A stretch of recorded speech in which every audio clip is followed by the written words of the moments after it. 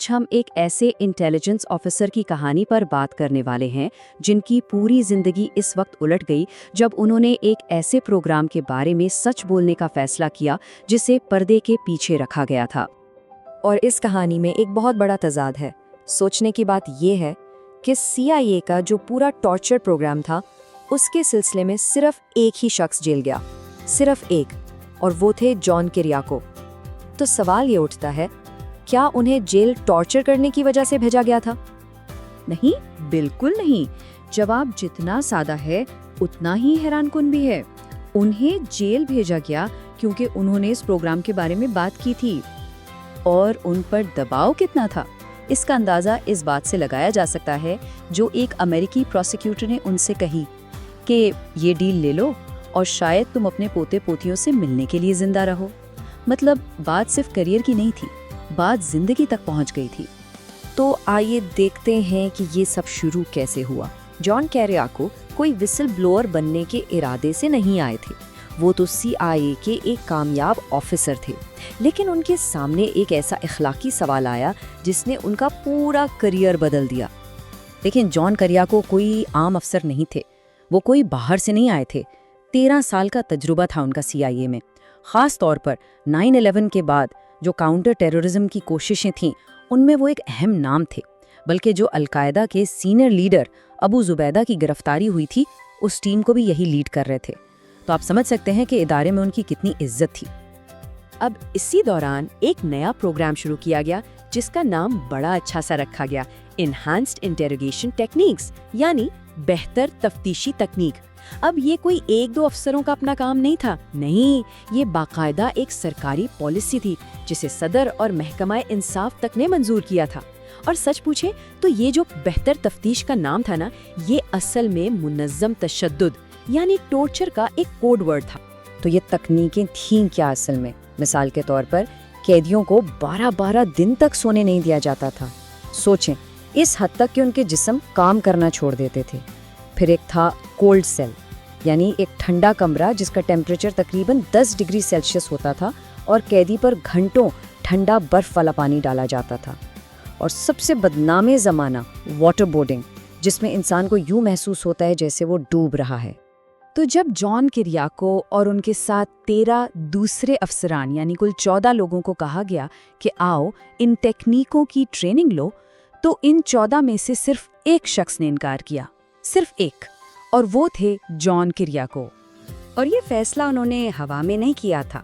CIA کے ہی ایک بہت سینئر آفیسر نے انہیں ایک طرف لے جا کر سمجھایا۔ انہوں نے کہا، دیکھو، صاف بات یہ ہے کہ یہ ایک ٹارچر پروگرام ہے، اور جب کانگریس اس کی تحقیقات کرے گی نا تو کوئی نہ کوئی تو جیل جائے گا۔ کیا تم جیل جانا چاہتے ہو؟ کتنی عجیب بات ہے نا کہ کیریاکو نے یہ مشورہ مانا، لیکن آخر میں جیل بھی وہی گئے۔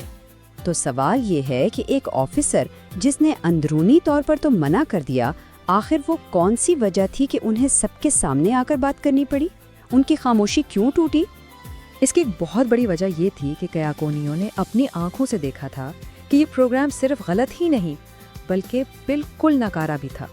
لیکن جب ابو زبیدہ کو پکڑا گیا نا، تو پہلے FBI نے ان سے تفتیش کی۔ انہوں نے اپنے روایتی طریقے استعمال کیے، یعنی بات چیت کر کے اعتماد بنانا، اور اس سے بہت اہم معلومات ملی۔ لیکن جیسے ہی CIA نے ٹارچر شروع کیا، ابو زبیدہ نے منہ ہی بند کر لیا، بالکل خاموش۔ FBI کے طریقے سے کیا ملا؟ ابو زبیدہ نے القاعدہ کا پورا ڈھانچہ بتا دیا، اور تو اور پہلی بار 9/11 کے ماسٹر مائنڈ خالد شیخ محمد کا نام بھی انہی سے پتہ چلا۔ یہ اتنی اہم معلومات تھیں کہ اس سے جانیں بچائی جا سکتی تھیں، لیکن CIA کے کوچر کا نتیجہ کیا نکلا؟ وہ مکمل طور پر خاموش ہو گئے، اور معلومات کا جو سلسلہ تھا وہ وہیں رک گیا۔ تو پھر کیریاکو نے آخرکار منہ کیوں کھولا؟ دیکھیں، کئی سال تک وہ خاموش رہے، لیکن پھر حکومت نے سرے عام جھوٹ بولنا شروع کر دیا۔ صدر بش بار بار کہتے رہے، ہم ٹارچر نہیں کرتے۔ پھر جب شواہد سامنے آنے لگے اور دباؤ بڑھا، تو حکومت نے کہنا شروع کر دیا کہ اگر کچھ ہوا بھی ہے تو وہ کسی ایک باغی CIA افسر کا کام ہوگا۔ اب کیریاکو کو سمجھ آ گئی کہ یہ قربانی کا بکرا انہیں ہی بنایا جائے گا، اور تب انہیں لگا کہ اب سچ بولنے کے علاوہ کوئی راستہ نہیں بچا۔ اور جب انہوں نے سچ بولا تو پھر جو نظام تھا وہ پوری طاقت سے ان پر ٹوٹ پڑا۔ یہ ٹائم لائن دیکھیں، یہ کافی حیران کن ہے۔ 2007 میں انہوں نے ABC نیوز کو انٹرویو دیا۔ اس کے بعد FBI نے پورے 1 سال تک تحقیقات کی اور آخر میں فیصلہ کیا کہ کوئی کیس نہیں بنتا۔ کیوں؟ کیونکہ ٹارچر ایک جرم ہے اور کسی جرم کے بارے میں بتانا، خفیہ معلومات لیک کرنا نہیں ہوتا۔ سب ٹھیک تھا، لیکن پھر 2009 میں نئی حکومت آئی اور اچانک 2012 میں جان کیریاکو پر جاسوسی سمیت 5 سنگین الزامات لگا دیے گئے۔ لیکن ایسا ہوا کیوں؟ اس کی وجہ مقدمے کے دوران سامنے آئی، ایک میمو۔ جب اٹارنی جنرل کے سٹاف نے کہا کہ جان کیریاکو پر جاسوسی کا کیس نہیں بنتا، تو وائٹ ہاؤس کے مشیر جان برینن نے جواب میں لکھا، اس پر پھر بھی الزام لگاؤ اور اس سے خود اپنا دفاع کرنے دو۔ مطلب صاف تھا، یہ قانون کا معاملہ نہیں تھا، یہ ایک سیاسی انتقام تھا۔ اور اس پورے معاملے میں ستم ظریفی کی انتہا دیکھیں۔ جن 2 ماہرین نفسیات نے یہ پورا ناکارہ ٹارچر پروگرام بنایا تھا، CIA نے انہیں $108 ملین ادا کیے۔ 108 ملین، اور ان پر کوئی کیس نہیں چلا، کوئی سزا نہیں ہوئی۔ لیکن جان کیریاکو، وہ شخص جس نے اس پروگرام کی مخالفت کی، جس نے اس کے بارے میں سچ بولا، وہ مقدمے کے خرچوں کی وجہ سے دیوالیہ ہو گئے اور انہیں 3.5 مہینے یعنی 2.5 سال جیل کی سزا سنائی گئی۔ لیکن کہانی یہاں ختم نہیں ہوتی۔ جیل کے بعد کیا ہوا؟ سچائی تو سامنے آ گئی، لیکن کیا انصاف بھی ملا؟ بڑی دلچسپ بات ہے کہ کیریاکو کی جیل سے رہائی میں جب صرف 6 ہفتے باقی تھے تو امریکی سینٹ نے ٹارچر پروگرام پر اپنی مکمل رپورٹ شائع کی، اور اس رپورٹ نے ہر اس بات کو سچ ثابت کر دیا جو جان کیریاکو نے اتنے سال پہلے کہی تھی۔ اور بڑے بڑے ناموں نے جیسے سینیٹر جان مکین نے بھی مانا کہ کیریاکو نے کتنا اہم کام کیا۔ جان مکین خود بھی جنگی قیدی کے طور پر ٹارچر کا شکار ہو چکے تھے۔ انہوں نے کہا کہ اگر جان کیریاکو نہ ہوتے تو امریکی عوام کو کبھی پتہ ہی نہیں چلتا کہ CIA ان کے نام پر کیا کچھ کر رہی تھی۔ لیکن سب کے سامنے سچ ثابت ہونے سے ان کی زندگی تو واپس نہیں مل سکی۔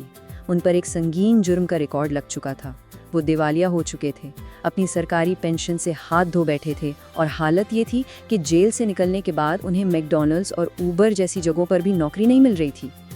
تو جان کیریاکو کی یہ کہانی ایک بہت بڑا سوال چھوڑ جاتی ہے۔ جب کوئی شخص سسٹم کے خلاف سچ بولتا ہے، خاص طور پر جب بات قومی سلامتی جیسے حساس معاملات کی ہو، تو اصل قیمت کون ادا کرتا ہے؟ کیا وہ اکیلا شخص قیمت چکاتا ہے یا وہ نظام جسے بے نقاب کیا گیا؟